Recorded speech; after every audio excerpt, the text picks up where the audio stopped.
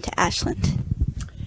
We came to Ashland because we had relatives in Virginia, and we were moving from upstate New York, where it's very cold all year round, and we wanted to move to a warmer climate, and we had in-laws and cousins here, that were friends for the children, and so we just came to Virginia for the family and for the weather.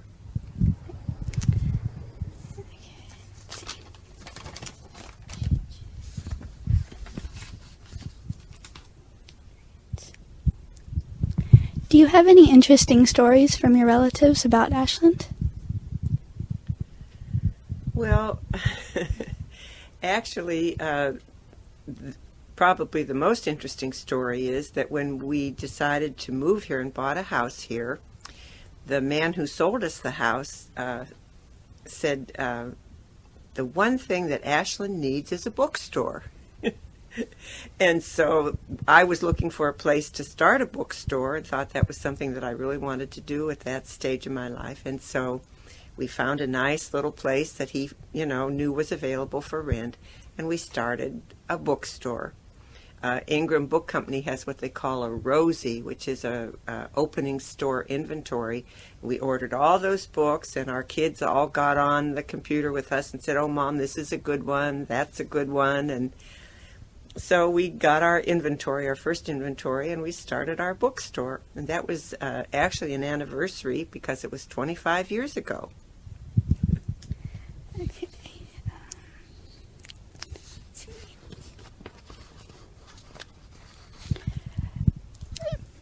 Within the bookstore, have you met any interesting characters or any interesting people?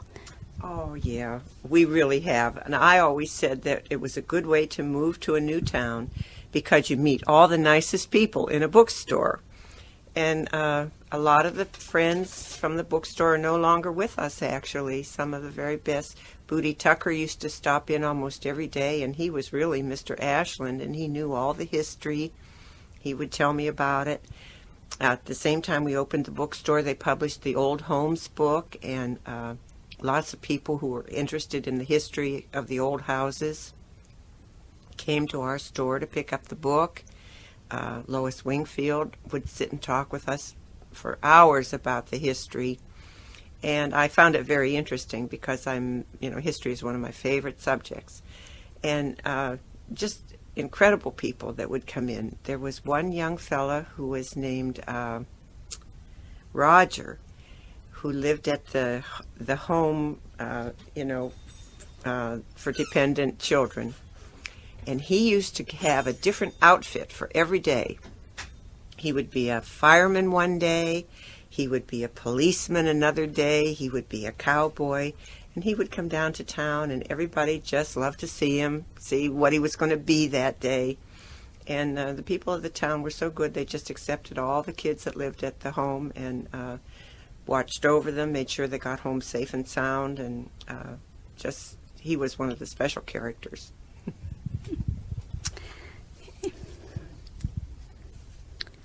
And what would you say that the other businesses around the bookstore, how would you say that they fit into the community?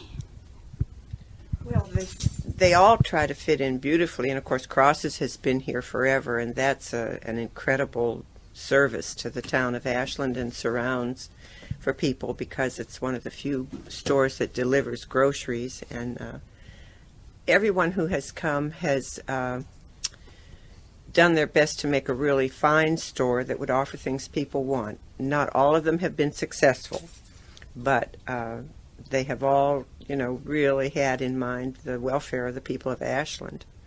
How it worked out, for good or ill is another thing. Some have come and some have gone. Quite a few have come and gone, actually, in the 25 years we've been in business here. But they're all just tremendous, good folks. And you said you've been here for 25 years. Just to touch on that, how would you say that the community has changed or grown, or what do you think of that? Well, I'm not truly in favor of expansion in such a degree as we have seen. Ashland, of course, has its parameters and can only be developed so much.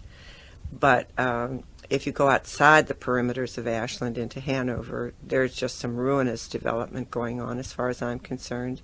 And I think we would have been better off to stay a little more exclusive.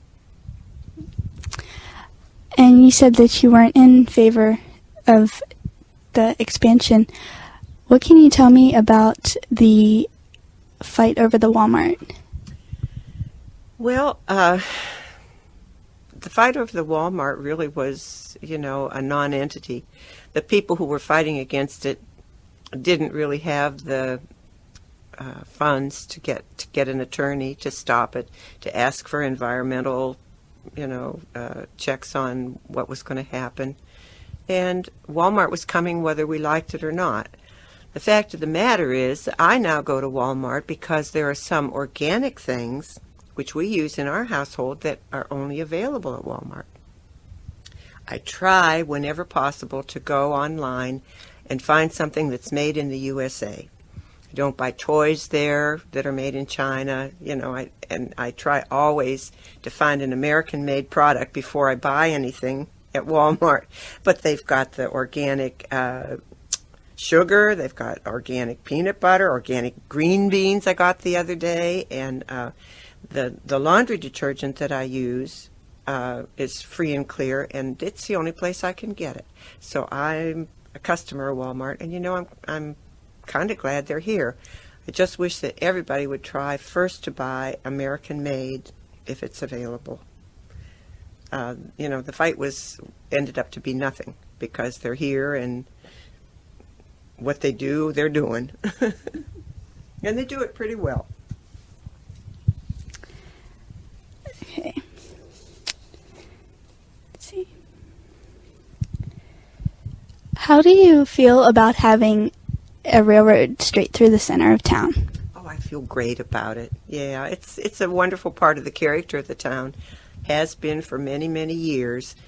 I don't know if you've ever heard Dr. Carter speak about being a little boy. I mean, he was holding his daddy's hand, and they'd come down and watch what they called the grapefruit special go through, and that's fine. I love it. And, of course, it goes clear back to the war between the states, so it's got a long, long history. The RF&P and now CSX move things for people. It's great. Have you heard any stories, family stories as to the railroad from your relatives who have lived here? Not from my relatives, but there have been a couple really sad occurrences with the railroad.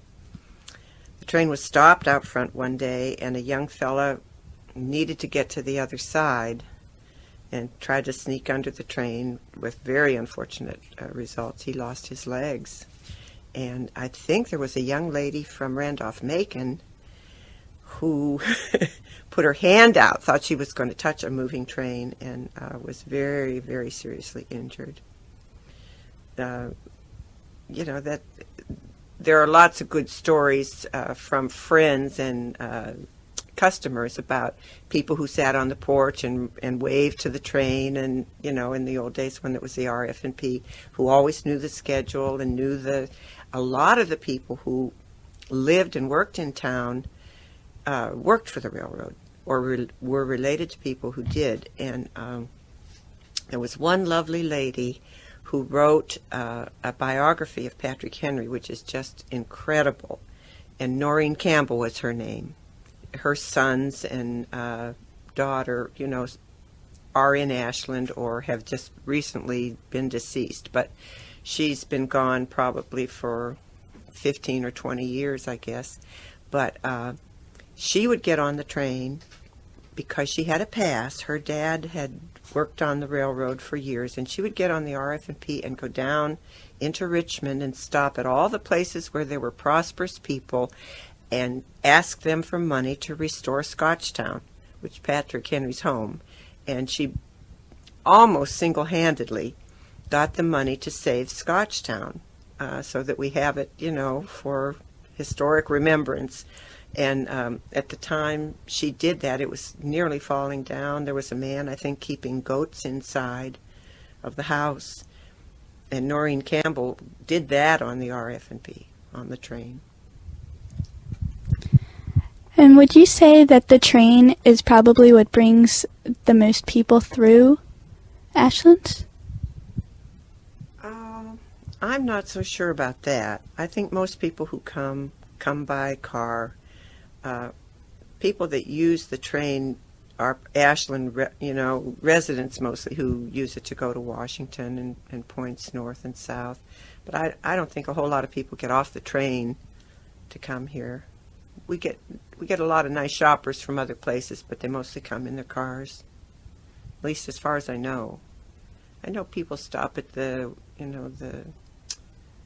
train station up there and get information and talk with folks, but I don't know that they come on the train. Do you think a lot of the students use the train to get to school? Probably to get more home and then back. I think it more depends on like where they're from. Yeah. I do know a lot of them do take it instead of trying to drive. Yeah, especially now. Right. Big money. Right. But speaking of the college, how do you feel about having Randolph-Macon in the center of town? Well, it's just fine. It's really nice to have the young folks in town and around, and good atmosphere. And their parents are some of our best customers. While the kids are up at school, the parents come and buy books. I think the kids are a little bit too busy sometimes to do any extra reading, but we think it's fine, just fine. And while you've been here, have you seen any events around the campus or been to any events on the campus that you thought were significant or that you really enjoyed? We've gone up to the theater to see some of the productions, the drama department, and we loved them, thought they were just magnificent, for the facilities that they have and the time they have to prepare.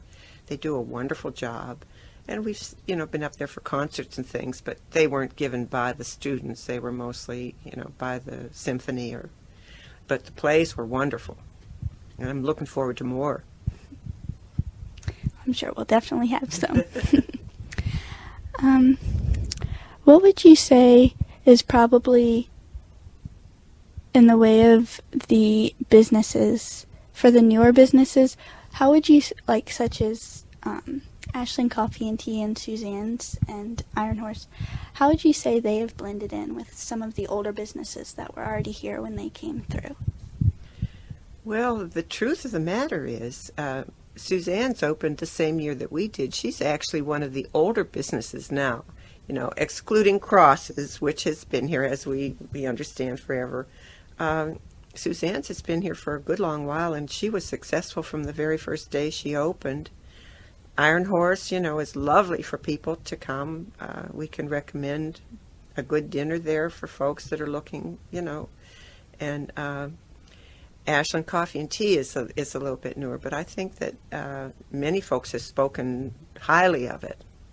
We don't get a chance to go there very often, but I think it's tremendous, and a lot of good stuff for the students has gone on there. I think they've had the music on the weekends and things, haven't they? Yes.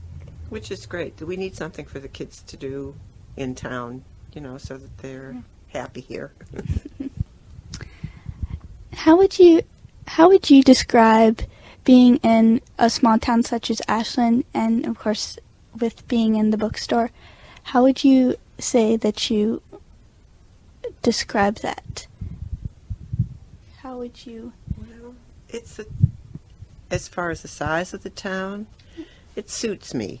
I have a new daughter-in-law who really loves the city. She comes from Germany, and her hometown's Nuremberg, but she loves New York, she loves Chicago, she loves all the big cities and what goes on there. But for me, Ashland's just about perfect. It's a town very similar to the one that I grew up in. And in fact, so many similarities that it's just, it's almost like a twin to the city that I grew up in, and it just suits me fine. I really, like I say, I don't care if it never gets any bigger. The few empty lots could have houses, but other than that, it's fine the way it is, status quo. And I know that I've heard that Ashland, they will sometimes put on festivals such as like the Strawberry Fair in the summer and stuff like that. What can you tell me about some of the festivals and things that they put on? Well, the Strawberry Fair, of course, is the main one, and it brings a lot of people to Ashland, and it's a very good thing because people get to display their wares. It's not really for the merchants, but it's for people who don't have a storefront or a home base here, and still, have a chance to sell things and to greet the public. And it's a wonderful time of year. All the strawberries are great, and people always just have a marvelous time. They're starting to have some of the music festivals with the food across the way, and they're in the evening.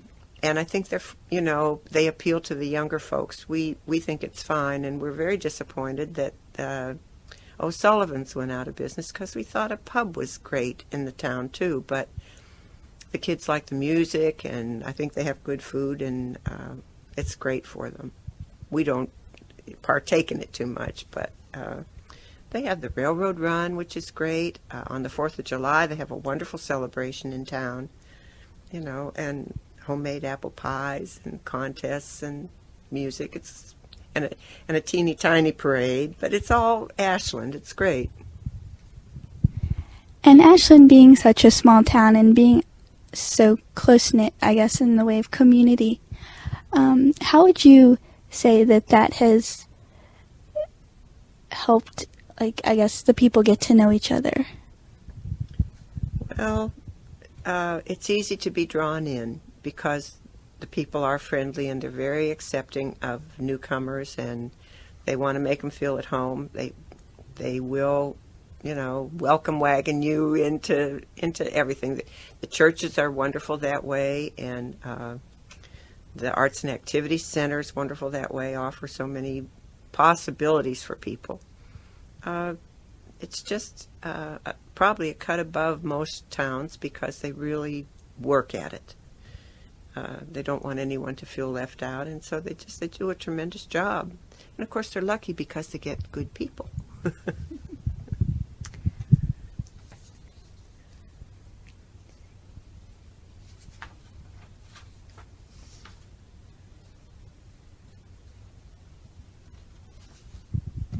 You mentioned the churches. How many are there in the town, and do you have one that you would say is your favorite? Or Well, they don't happen to have a church of our denomination in town. We're Lutheran, so we have to go into Richmond to go to church. But golly, I don't know how many there are. It must be 10. Excuse me. no problem. Bell, book, and candle. 2, 3, 4, 5. There's probably 10 churches. But we go to Richmond to a Lutheran church. Good. Okay. With the fact that Ashland is so small, we've heard people talk about the government and the town government. Mm-hmm. What can you tell me about that? Well, I think it's like any government. They think they're doing the best that they can do for the town. It's not always possible to do what the people think they want, and people attend the meetings. They are vocal about their desires, but by and large, I think they do what they think is convenient for the town. They're not very responsive to the businesses. For instance, we have no place that we can have our trash picked up. The sidewalks are not always clean. There are other services that we would like to have from the town of Ashland, but by and large, we take care of them ourselves. It's nothing major. And I think that, it's like government anywhere. It's got some strengths and it's got some weaknesses.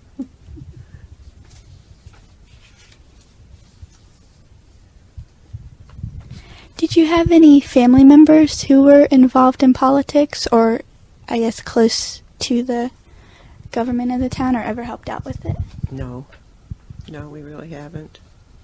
Not interested too much in that aspect of life. We're busy. We have horses. We have the store. My husband has, golf as a hobby, and I have 10 acres that I take care of myself. So, we find out what's going on, but unless it's really something that affects us mightily, we just sort of let it go. And you just mentioned that you had, 10 acres that you take care of. How would you describe, the land and the houses around Ashland? Well, because it is a town, which is rather unusual in Virginia, by the way. A lot of places that you live, you're in the country and you have a crossroad where there might be a little grocery store and a post office and a auto parts, but there aren't a lot of towns that are like Ashland. So it's unique in that way and very special. It was really one of the reasons why we chose it, because it is a town and offers a town's amenities. And the lots are lovely, and people keep them in pristine condition. They get their leaves gathered up and things. So just beautiful homes, lovely homes, and the folks take very good care of them. It's special that way. And have you ever heard of any stories from anyone, whether it be relatives or just family friends, about some of the older businesses in Ashland, such as you mentioned Cross Brothers has been here, or even such as the Henry Clay Inn? Oh, yeah, the Henry Clay Inn was a wonderful spot, a recreation spot, and there were people living in the Henry Clay Inn who had given up larger homes out in the country, older folks who had come in and actually resided there. And when it burned down, it was, a horrible, horrible disappointment to the town. No one was killed in the fire, but a lot of people lost their home. And it was in the same place right across from the college, and everyone was glad when they rebuilt that much, much later. It's not an exact replica of the old Henry Clay Inn, but the people loved it, and it was a tremendous place. And they liked to have the new replacement, but the old one was quite unusual. A place where people met, to socialize, and I think they had dances there many long years ago, and it was just wonderful.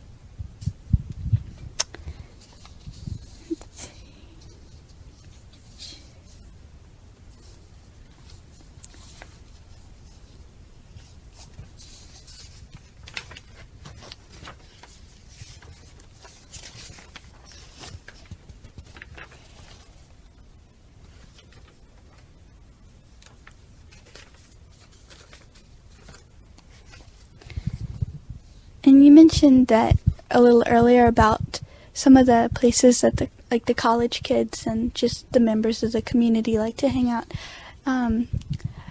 And we know that we've heard stories that about the movie theater. Mm-hmm. How do you feel that the Ashland movie theater here in town served, I guess, when it was still open or still fairly popular with the town? Well, it was a wonderful thing for the kids. And I'm talking, let's go back 40, 50 years, when it was right across, where the O'Sullivans just closed, but it was in that building. And the young people were like young people everywhere. Weekends was the movies. And, of course, it was Roy Rogers and Dale Evans, but it was the movies, and they loved it. And when the movie theater moved up onto England Street, they had some wonderful movies, and the families went because they were always things that were suitable for families, and they loved it. But evidently it didn't prosper. I don't know if it was because the movies cost so much to maintain or obtain, or what the reason was, but it's too bad that we don't still have it, because I think that it was a really fine thing. And as I say, years and years ago, all the old timers would talk to me, including Booty Tucker, would talk to me about how much fun it was to go to the movies in Ashland. And I think Mead and Company moved into that building after the movie theater moved out, and they were there for many long years. But it's something that we should have. And I don't know if they'd be able to get first-run movies or not. Somebody would have to actually, I guess, be responsible for it. And the gentleman who owns the building, I don't think, is interested at this point in doing that. But old-timers had a great, great time with the movie theater, and they really used it. And you can imagine in Ashland, because they didn't have cars to run into Richmond, or, I mean, it was the entertainment. Okay. And you mentioned that you weren't sure that the guy who owned the theater was really interested in kind of getting it back into. Do you feel as though, such as the movie theater up at Virginia Center, do you feel as though some of the upscale theaters like around Ashland probably put a damper on the business that it could have done had they not moved in here? Well, I have to tell you a little secret. The last movie that I saw was in 1957. So you're talking to the wrong old lady about movies, I'm sure. I mean, I think the movie theater down there at Virginia Center has more than one showing of films, doesn't it? Isn't it divided? And I think people flock to that place because there's lots of good eating places there, and shopping and all kinds of exciting things. And I assume that would put a damper on the Ashland showing. But if they had good films, you'd think the kids from Macon, instead of running down there, would definitely go to the theater here. And the people in town, too, you'd think they'd use it. I would go. Maybe.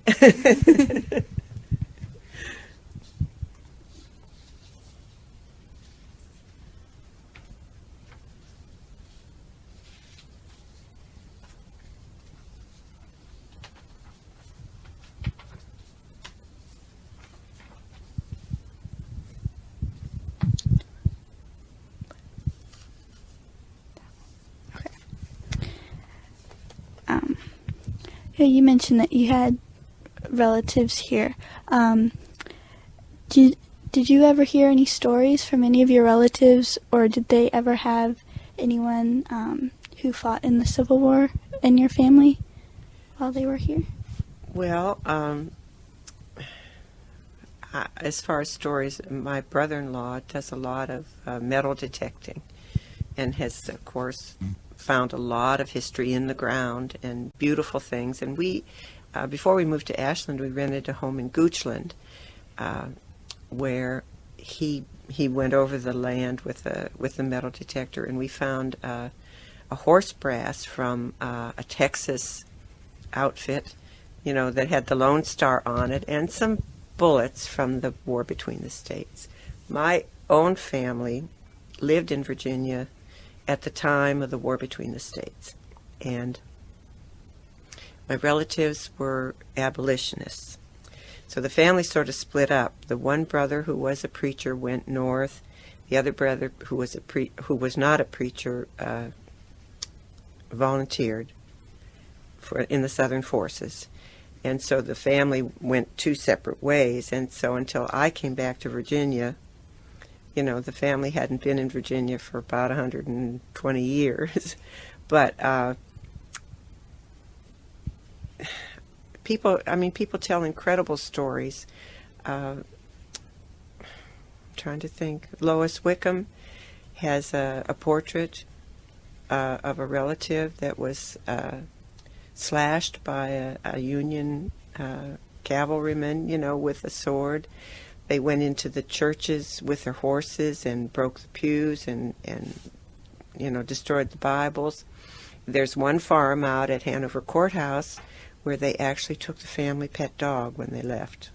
They gathered up the horses and everything, took all the food that they could find, and took the family dog. So when people from the North speak about the war, they come at it from a totally different angle than the people who lived with it and whose relatives experienced these things. At Hickory Hill, Robert E. Lee's son, was wounded and came there to recover, and there were quite a few skirmishes in Ashland, and there were troops that were stationed here up around Racecourse Avenue. I read a book about a lady, and I knew her relatives because they still lived in the confines of Hanover, but she was in Washington when the war started, and she knew that all of the Southern sympathizers were going to have to come south, and nearly all of them came to Ashland. And she lived in that second little house that's over on Virginia Street, and she rented the whole house, and she actually brought her piano down with her from Washington. And then so many people came that she decided she could do with the first floor of the house, and she would let somebody have the second floor of the house. And then so many more people came that they finally ended up, each family had one room in the house. And Ashland was just overflowing with people who had come from D.C. and points north, who had to get back. So Ashland was really a stopping place for a lot of refugees.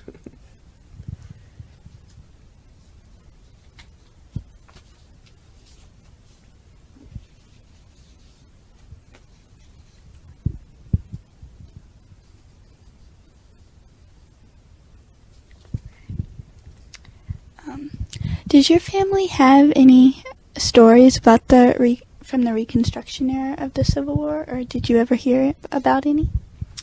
Well, basically the only one I ever really remember hearing was from Pettis Miller, who's a longtime Ashland resident, and her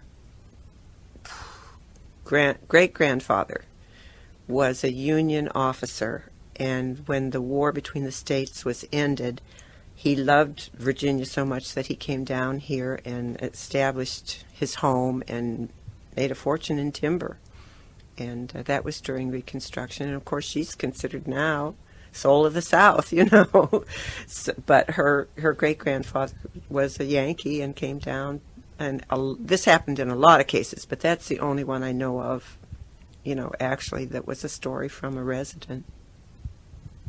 It was tough times in Reconstruction, and a lot of people didn't have enough money to, pay the taxes on their property. We had some estates of books that we got that had a lot of things tucked into the Bible. Can't think of exactly of what I want to call it now, but each soldier had to have a piece of paper signed saying that he was loyal once again to the United States. And we had one of those from a family that was left in the Bible from a man from Ashland who had served, with the Confederate forces, and a parole. They called it a parole. When he came back, he got his parole signed so that he could live. If you didn't get your parole signed, there was nothing you could do. Could not have any way to make money or to pay your bills or even get food to do anything.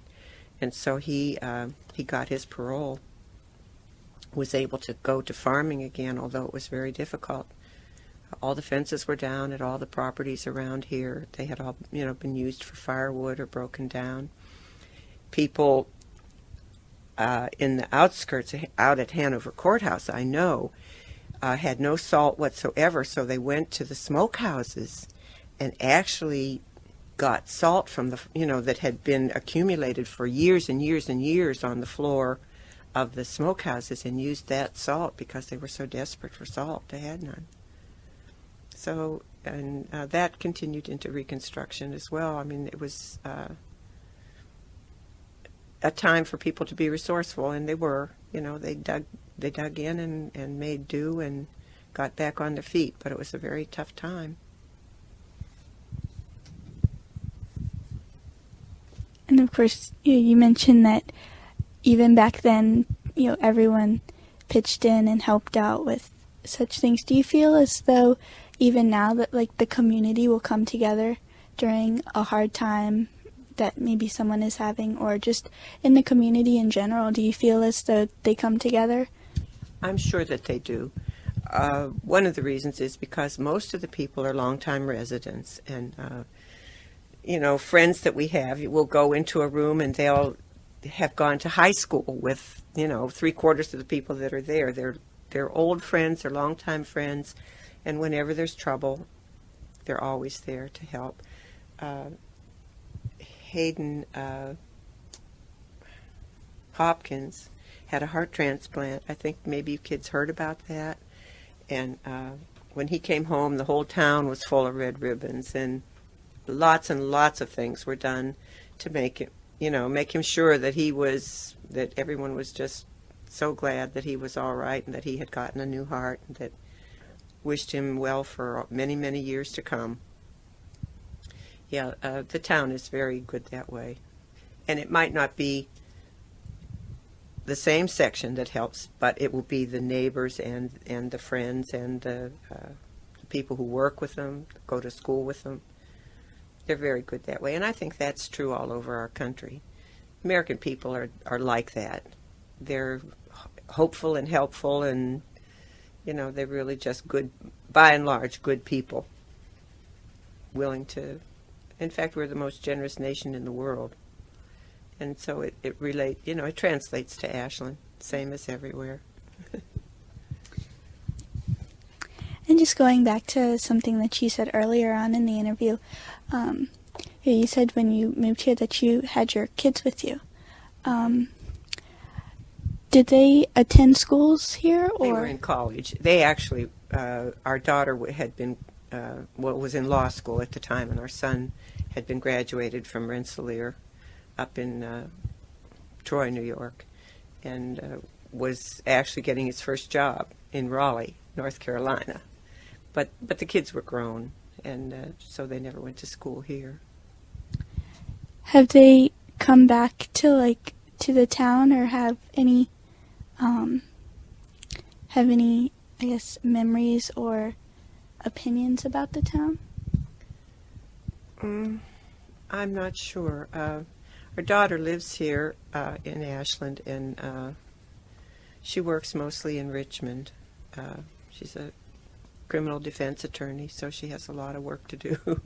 But they don't pay much attention, actually. I mean, they think that the bookstore's neat, and they like the whole atmosphere of it, but they don't have a whole lot of connection with the town, actually. You know how kids are. And our son, once he was gone, I mean, he visits, but that's about all. He's been all over the world, and he's a global marketing manager. So he lived in Germany for 3 years, and he's been everywhere.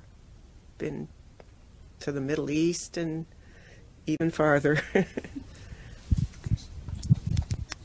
That's probably what you kids will do too from Randolph-Macon. You'll go from here and cover the world. It's a whole different world, really, now for young people, because they cross the ocean like it was nothing. I mean, go to London for a long weekend, or this, it's a different world, truly is.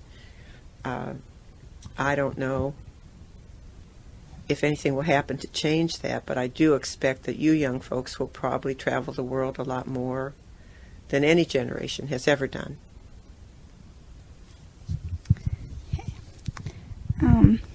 Did you have any family members or friends that attended Randolph-Macon? Oh, Lordy. Same thing. Everybody in town really has attended Randolph-Macon. Yeah. Good stories about basketball players, and people that came back to be professors, and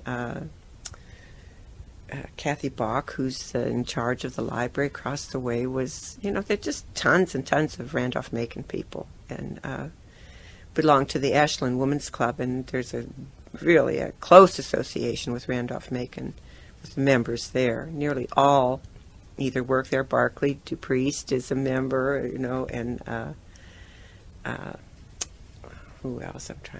Dr. Gilman is a member, and they just intertwined totally. Yeah, there's a ton of them.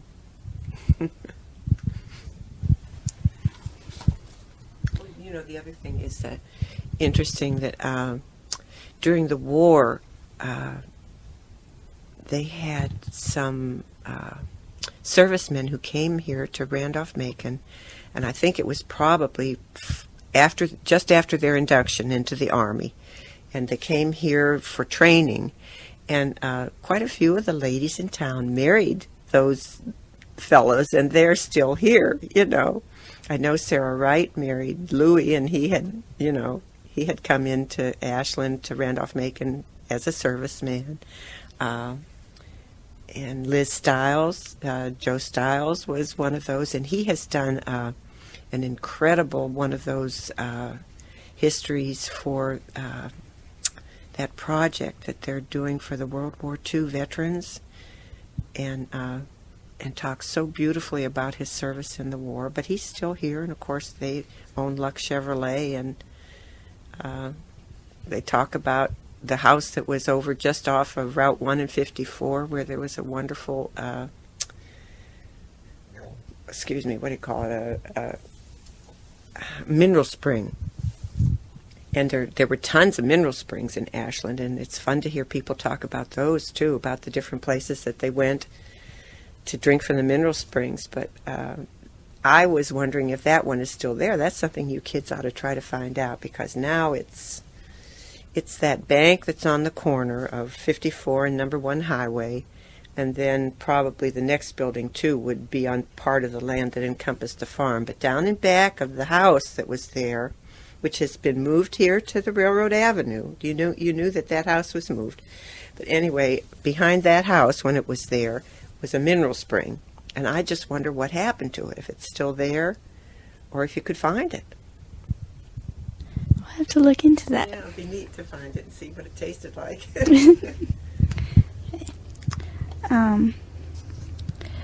In the way of, like, some of the houses, I know that, like, the college will sometimes buy some of the houses around for certain aspects of it. What do you think about the fact that they have bought these houses? Well, I think they've bought enough, but I think that the ones that they bought, they have kept in tremendous condition. Some of them they have, refurbished that were in need of it. Folks who had the houses thought they were too big and too hard to keep, and were thrilled at the chance to sell them to someone who would maintain them. And I think it's great. I think it's fine, but I don't think, that the sprawl should go too much farther. But I do think it's great. And I'll tell you, somebody who knows all about the people who lived in those houses and some wonderful stories about those houses is Roseanne Shelf. I don't know if she's on your list or not, but she definitely could be, because she knows the history of every house on the Railroad Avenue. And tell you about the house that has all the daffodils. You maybe have noticed, I don't think they've taken them out, but the one that's just surrounded by daffodils had a very special old-time resident, and there were some famous actors and actresses who came here whose grandparents lived in those houses, and it's a great story. I'm not in touch with all of that because a lot of it, took place before we came here, but they're wonderful history stories to tell. And you really, if you call her, she'll love to tell you, because she wrote the Ashland book. So she has her finger on a lot of history. And you mentioned, of course, that a lot of the houses around Ashland are, Victorian style. Mm-hmm. Do you feel as though that the houses themselves contribute to how everyone looks at Ashland? Sure, I do. In fact, there's one railroad engineer who came through here who was famous for saying that in most towns you go through the worst part of town with the railroad, but in Ashland you go through the best part of time. And my daddy and mother used to come down on the train from, on the auto train to go to Florida.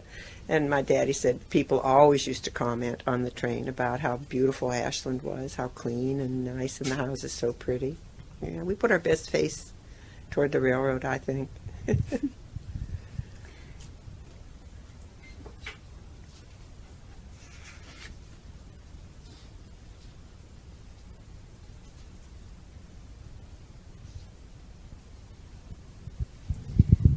Did you have any relatives who were around Ashland during the Depression, or anyone who? No, I really didn't. That's a period of time that, we didn't have much association at all with Ashland.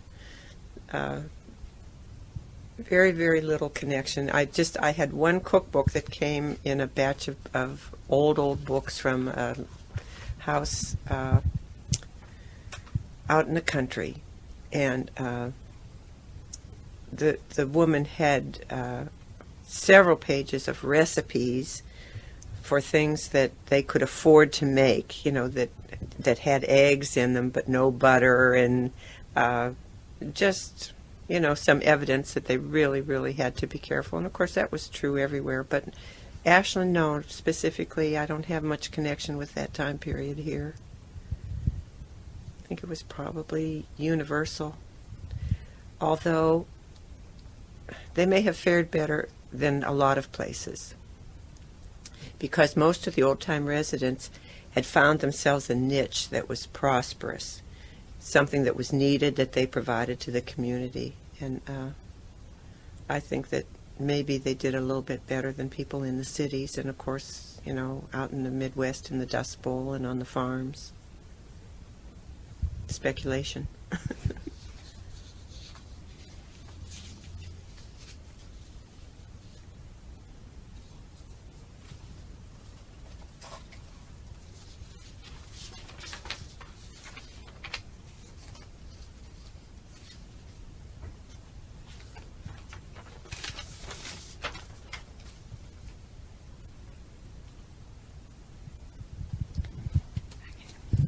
How would you say that the incorporation of the areas surrounding Ashland, such as Hanover and some of the other areas, have affected Ashland? Well, probably for the better financially. I don't know that they've benefited that much, but I think Ashland, of course, has, by the income, the tax base. Other than that, the same thing. It falls into the political arena, which isn't of a whole lot of interest to me. I think that sometimes a smaller area can govern itself better and knows better the needs and wants of the citizens than a larger area. I think we have some cooperation on some projects actually with Richmond, but I'm not familiar with them. It's something that it's a ho-hum to me.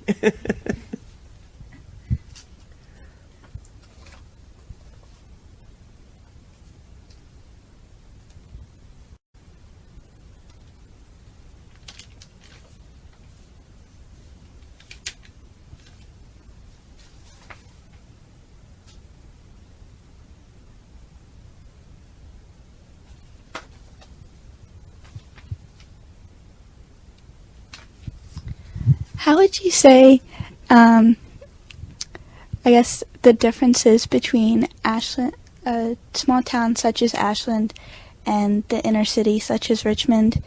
I don't know if you've been through Richmond much, but how would you describe it? I'm holding my head.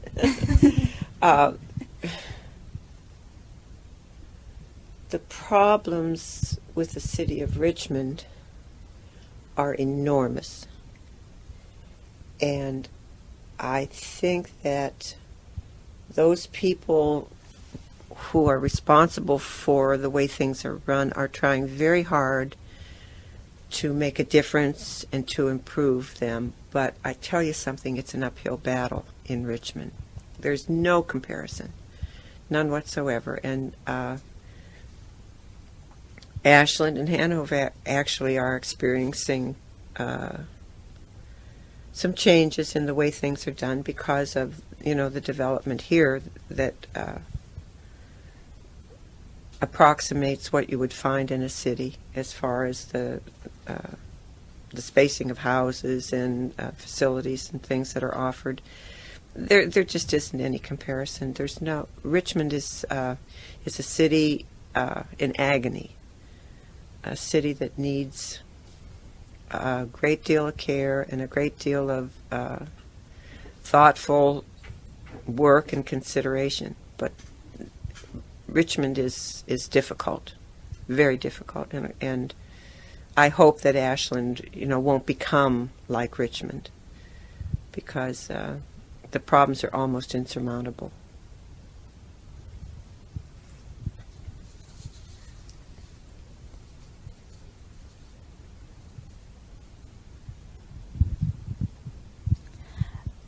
Do you have any stories from, I guess, older friends or even relatives? You said you had relatives who have been here for a while.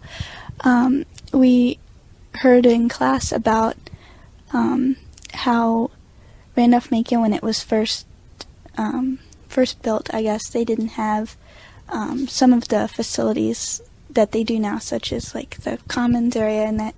Right. Did the town of Ashland, did they ever have like people who helped out with the college, or in the way of like with the students? I think that they did. A lot of the students boarded with people in town, and there's a lot of good stories about that. But same thing, I think Roseanne would be the one to ask, because she really has the details down pat.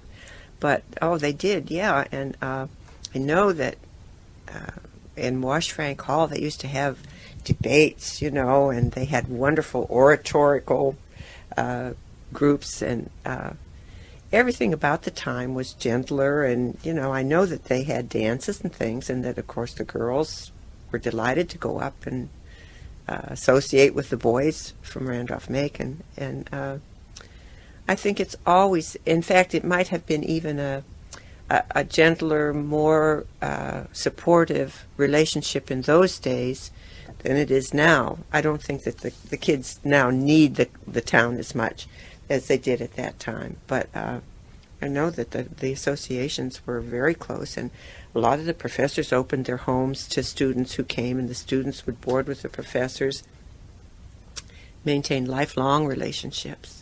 That, it was really an affair of great friendship. I can't remember any specifics except, just hearing people talk about, so-and-so, when we were newlyweds, we lived in the second floor of one of these houses here on the Railroad Avenue, and when we finally bought a house, and it's just a lot of history that I'm not that conversant with. Somebody will be able to give you a wonderful fill-in on that, I'm sure.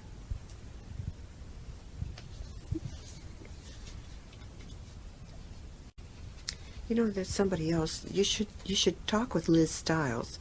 You should call her and ask her if she has time for an interview. Same thing. I mean, she just has tremendous history to talk about, and I think she would do it. I think she would like to do it.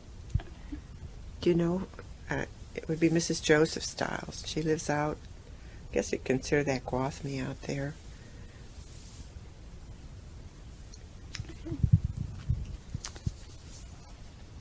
Get that?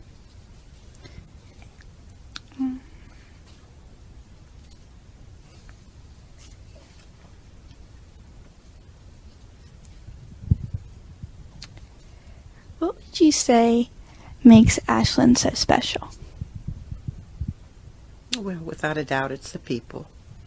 It's the people everywhere. That's the key to everything. People and their attitude. That's it. Do you feel as though Ashland being such a small town, do you feel as though that has helped to shape the views of the people and how they feel about, inviting other people within the community and making them feel so welcome? Mm-hmm. It's like the chicken and the egg. People probably came here because it was a small town.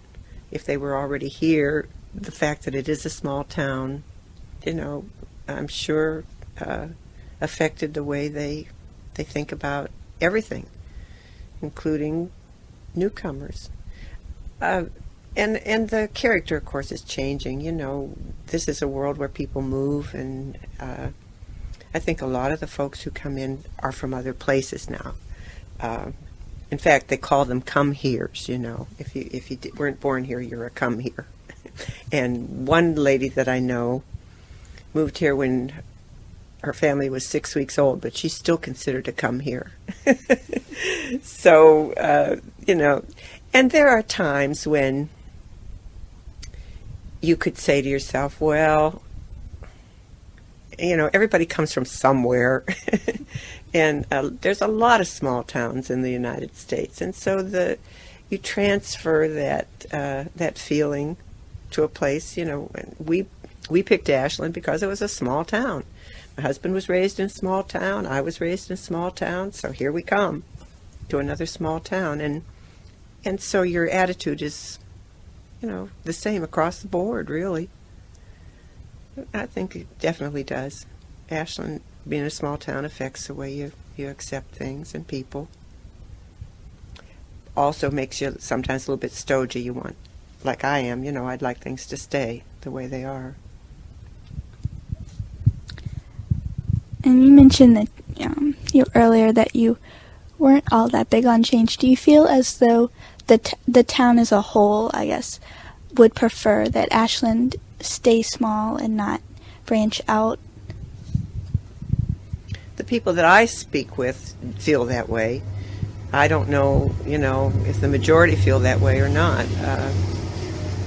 When the whole business came up about the Walmart, it seemed as though I knew almost everyone who was seriously objecting to it. But there were a lot of people who never showed up, who never spoke up, who never indicated that they had any concern about it one way or another. So I don't know what the answer is to that. What do you think? Oh, I don't know. And I think it could be almost anything. I mean, it is a small knit community, and I think that once you get used to it, you don't really want it to. Yeah, and some of the change. people who have been here for a long, long time, whose family have owned businesses, think that it's grand. You know, they think that the newcomers who say Ashland shouldn't change are very wrong. That we should always be open to change. And I don't know, I think that it could be done in a more sensible manner.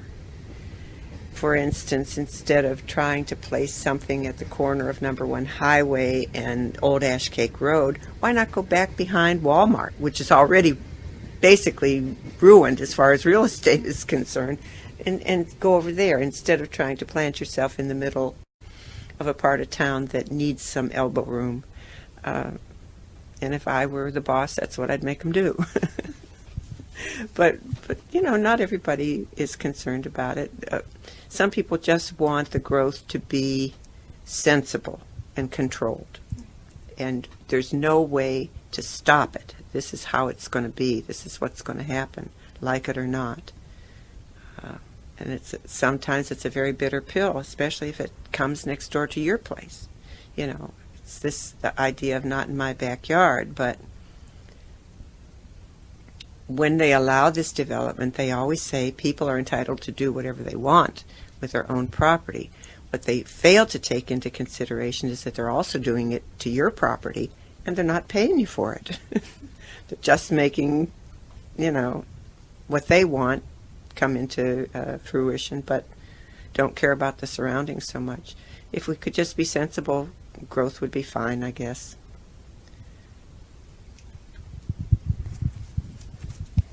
And Ashland has actually been tagged with the term center of the universe. How do you feel about that term, or how do you have any stories or, I guess, insights as to how that term came to be?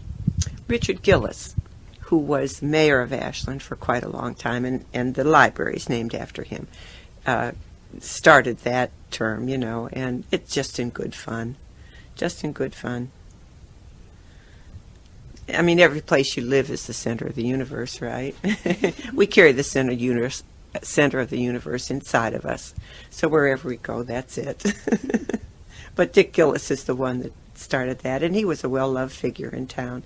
He was a great big guy and went around wearing a cowboy hat and boots, cowboy boots, And as you can imagine, he was quite a character, well-loved, and very much into politics. Lifelong Democrat, and just a great guy. But he thought that Ashland was the center of the universe. And everybody was quick to pick it up.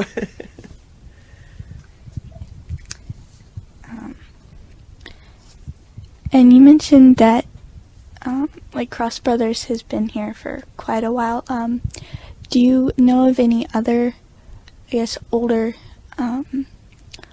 businesses that maybe were here that aren't here now, or have you heard of any? Yeah, for sure. Loving Ford was a very prosperous and wonderful business, and a beautiful gentleman whose daughters still live in town started that business when Ford was brand new. I think they actually have a Model A and a Model T still from the time when they had the when they had the Ford Motor Company, and it was on the corner of Robinson, actually, and England Street.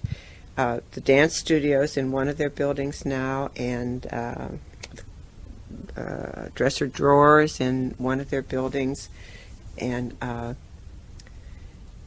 that business was eventually sold, and of course it has moved out to Number 1 Highway, which is the motor mile now, actually, in Ashland. It's just about all you see out there.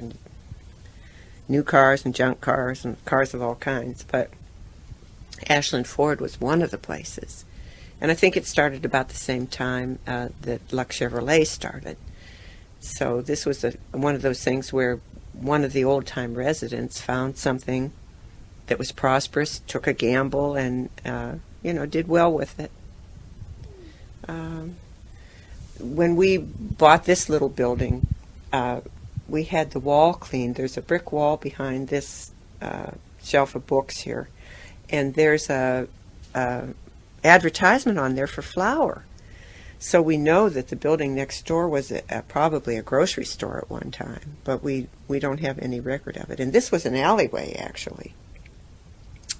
And a little old man who wanted to make a shoemaker shop put a roof on and a door in the front and the back and made this alley into a building. And that's probably nearly 60 years ago.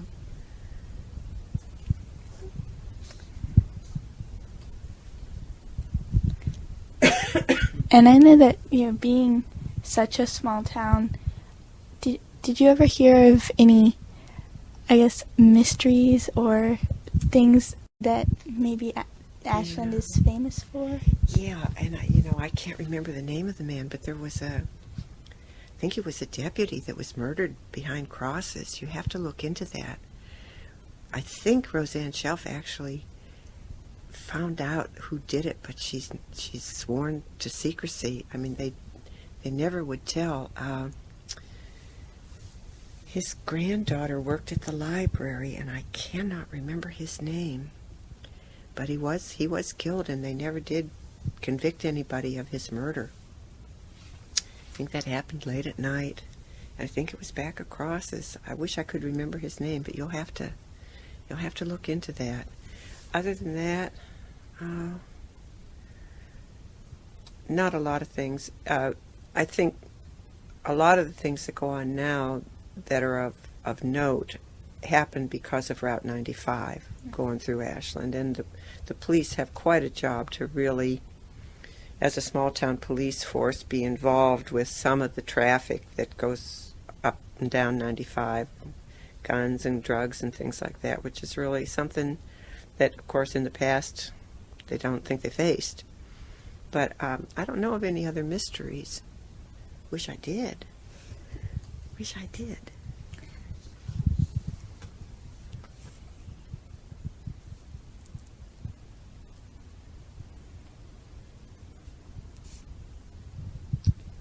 And you mentioned that Ashland's police forces, can be busy at times with, you're 95 right out there. Do you feel as though having 95, Ashland gets, I guess, a lot of tourists or just a lot of visitors throughout that will come? And have you ever had any come through? Yeah. Oh, sure. We get people off that have come off of 95. Actually, once in a while we get a truck driver who will stop and wants something to take home to his children, you know, buy kids' books or something. Sure.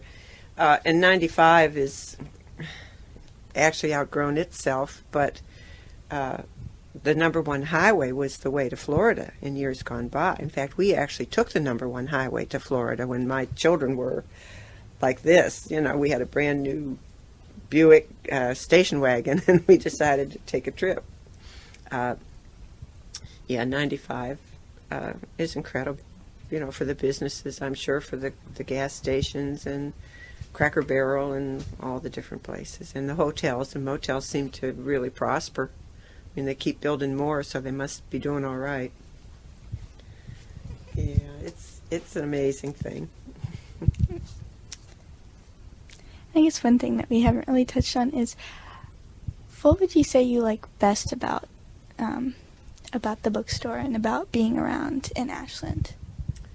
Well, the best thing I like about the bookstore is the people that I've met, the customers who have become good friends.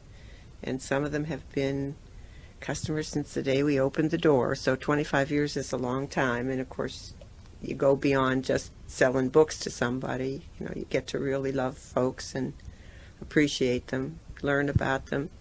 I have customers who brought their grandbabies in, you know, the carry-alls, and they've been graduated from college now. So that's actually the people that we've gotten to know. I'm back to that. I think it's all the people. And I love the books, of course. And it's for my husband now, who's retired, it's a nice place for him to come. It's a good place, you know, to keep busy, which is something that's really important. Make sure you do that for yourself when you get older. Look at her.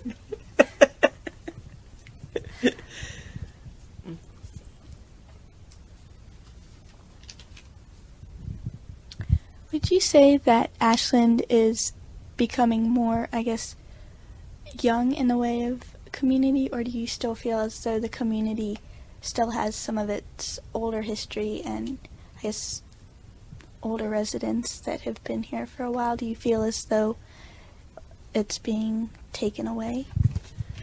Well, not so much taken away, but it's in flux, of course. You know, a lot of the people who were prominent in Ashland were products of World War II and that era, and we're starting to lose some of them.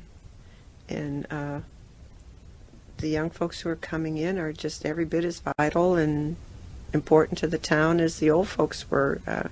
It's a mix now, but I think that you have to yield always, you know, to the younger generation, and I think it's fine. There's some wonderful young folks who will take over the job of running the town and do fine with it. But I noticed quite a few of the folks that I knew when I first came have left us now. It happens.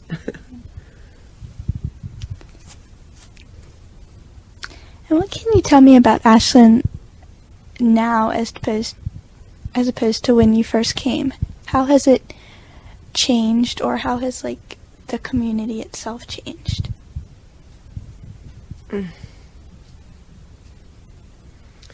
Well, same thing. You know, it's a never-ending story. How has it changed?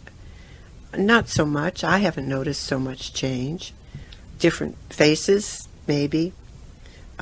Still, you know, grandpas walk along the sidewalk holding the hands of their grandbabies, and it's a wonderful sight to see, but not so much change. A little bit different stores. One will go and one will come, you know. But basically, it's not noticeable because there's a continuity, I think, in my mind. And do you feel as though having so many stores, together in Ashland. Do you feel as though having them all within walking distance of colleges and even some of the houses within Ashland, do you feel as though that gives the town more of that close-knit feel? Yeah, there's a definite flavor to it, and it's a real benefit to some people. A lot of people really, really want a house within walking distance of downtown. Undoubtedly, it's a benefit, I think, for anyone who's close enough to take advantage of it. Yeah, it's great. And even, the ice cream shop is great for folks with little ones to walk down on the weekend and have an ice cream cone. The kids will remember that all their lives. When they're old folks, they'll say, remember when we used to go? Remember when we got ice cream down the street? Yeah, it's great, and it does affect the town and the flavor of it. I'm sure of it.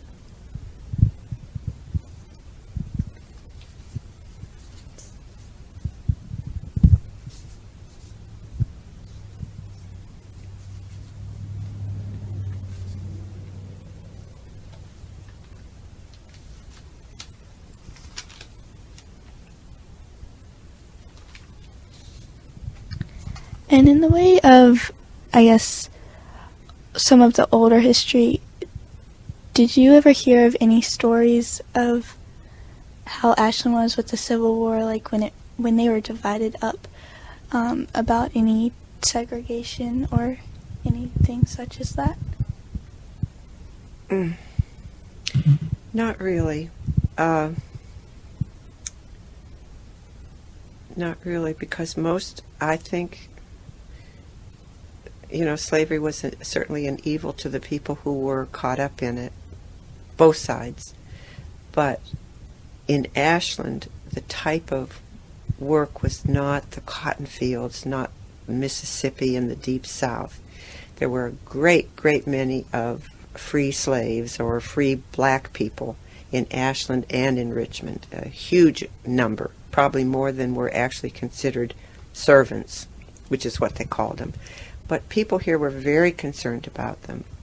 And when the war was over, most of the places that were still considered plantations gave those black people land of their own and a house of their own so that they could stay, took care of them until the day they died. And they were family, they were well loved. And this is what I hear. Now, I haven't had a whole lot of conversation with the people on the side of, the black folks, but as far as I know, the relationships were unusually good, if any could be considered that way. That's all I know, that they made sure that these people were taken care of all of their lives. Didn't abandon them in old age or when they were disabled, and took care of them. And they were the salt of the earth, those people. Many of them are still raising their great-grandchildren. They really were the salt of the earth. I always say that you will have to get behind them in line when the great day comes.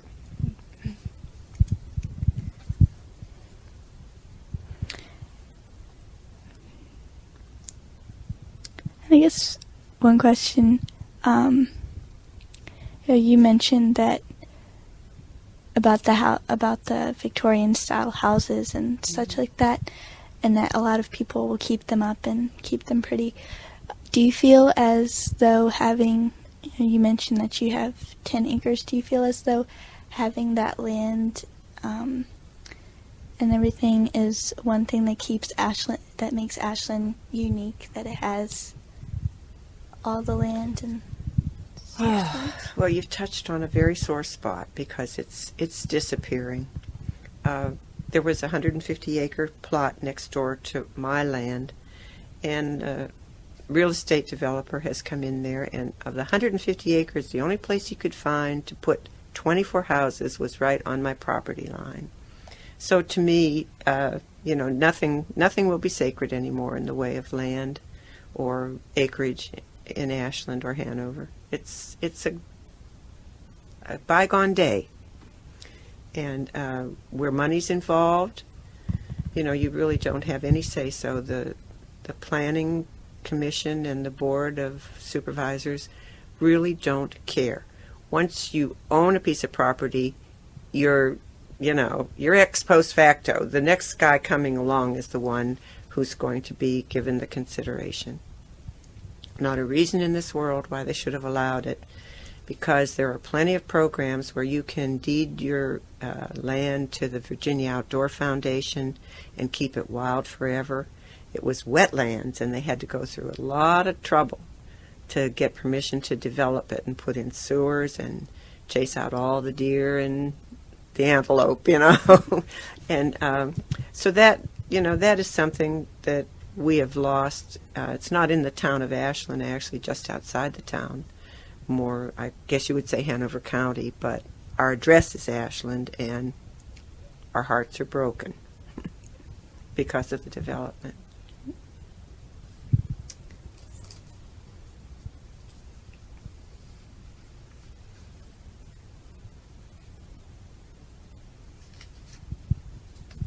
Would you say that there are any differences between, I guess, some of the older houses or maybe some of the newer style houses on either end of, I guess, the college? Would you say that there are differences, or that would you? Well, there are some differences that are obvious because houses were built in a certain era. By and large, I think, most of the newer houses tried to keep their development in line with what was already there. There's only one or two really what I call ranch burgers on the Railroad Avenue. Pretty much pleasant. And there's a lot of other streets in Ashland that are all newer homes that are lovely and have developed in the same way as a cohesive unit, because the houses are of the same era and are very much alike, but still, comfortable and lovely and well kept. But to me, the old houses have a lot more appeal, and I think it just depends on what you like. Right. But by and large, I can't think of. Well, I guess there's two or three down at the end of the Railroad Avenue, and there's one brick ranch burger. But other than that, really, most of them went up at the same time, or nearly the same time. You can find a lot of good history about them in the Old Homes book, too, if you have a chance. I'm sure they have that at the library up there at school.